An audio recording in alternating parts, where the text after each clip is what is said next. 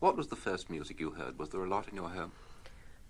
Well, the first music I heard would be the singing of my mother. She was a mezzo-soprano, and although she never made a career in Australia at all, never really sang professionally to any extent, she nevertheless had a very fine voice, and I think would have been one of the great singers of her day had she pursued her career to the extent that, well, I have. Yes.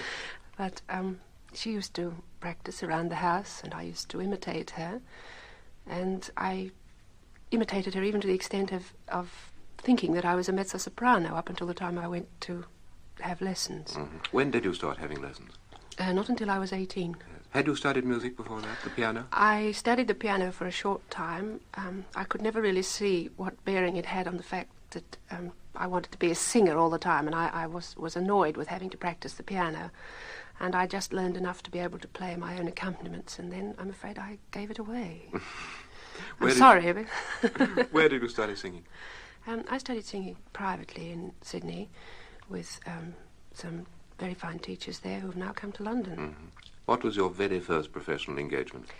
I really can't remember my very first professional engagement, but the first engagement of any real note was a concert performance of Dido and Aeneas in the Sydney Town Hall. Yes. You had launched yourself by this time as a full-time professional singer.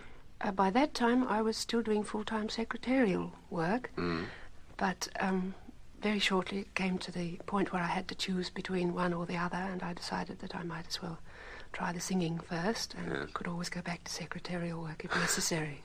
Well, what was the first important thing that happened to you after you had taken the plunge? Well, I spoke earlier of the assistance given to young artists in Australia. I managed to win 2 very large vocal competitions, one sponsored by a big oil company and another by one of the big newspapers in Australia. Yeah. And was able with that money to make up my mind to come abroad and try my luck in London or elsewhere. Well, Miss Sutherland, you arrived in London. Had you many friends here? No, I hadn't. I think the only real one I had was Richard Bonning, who later became my husband. You'd met him in Australia before? Oh, yes.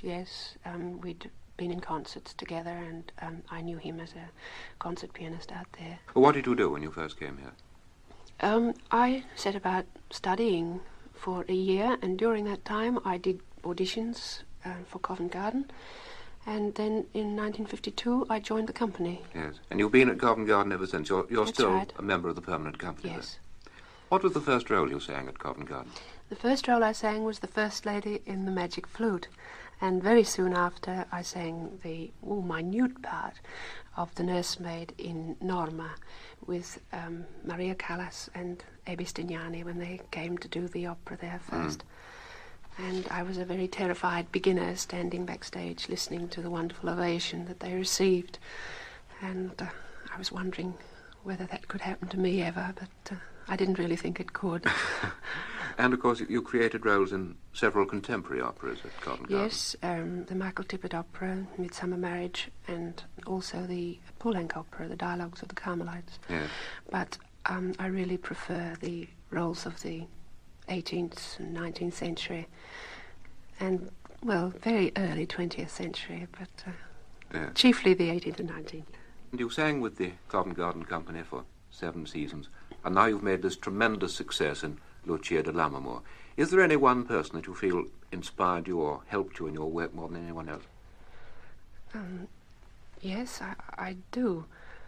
I think my husband, we always worked together on my roles, and he had this great love of the early 19th century operas and convinced me that they were the roles that I should sing. Mm-hmm. I told you you work very hard indeed at your singing. You believe in long hours of practice. I believe in continual practice, yes, but, well, little and often. Yes. I think that the voice tires very easily and it must be given reasonable rest in between. And you always work with your husband. He's your coach, your pianist, your inspiration. Yes.